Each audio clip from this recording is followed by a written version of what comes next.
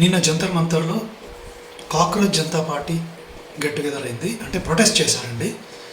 అక్కడ ఎవరైతే ప్రొటెస్ట్ చేస్తున్నారో వీళ్ళు ఎవరు అని మనం చూస్తే నాకు చాలా సర్ప్రైజ్ అనిపించింది. పోతే కొందరు డేటాని సేకరించారండి.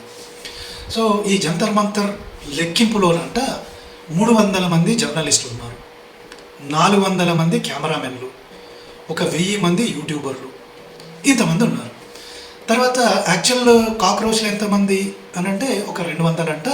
దీంతో పాటు తుకడే సంఘాలు ఉన్నాయి కదా, మన భారతదేశాన్ని విడగొట్టాలి, ఆజాదీ వీడియో చూశారు కదా మీరు. సో ఈ ఆజాదీ గ్యాంగ్లో 1000 మంది పాల్గొన్నారు.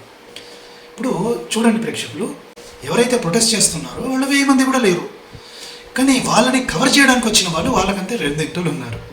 అండ్ వాళ్ళు కూడా ఆజాదీ గ్యాంగ్. అంటే ఇక్కడ ఈ లెఫ్టిస్టులు, వోకిస్టులు, జిహాదిస్టులు, టెర్రరిస్టులు తప్పించి మన జెన్జీ ఎవరు లేరండి. జెన్జీ లేరు ఎవ్వరు. అంతా కూడా మన భారతదేశాన్ని ముక్కలు చేయాలనే ప్లాన్తో వచ్చిన వాళ్ళు. వీళ్ళంతా sponsored by deep state, Islamic state, ఇంకా చెప్పాలంటే George Soros and gang.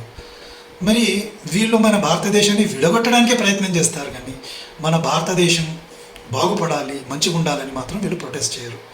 So ఇలాంటి పనికిమాలిన ప్రొటెస్ట్ల వల్ల మన భారతదేశానికి మనకు ఏమన్నా లాభం ఉందా? దమిడి లాభం లేదండి.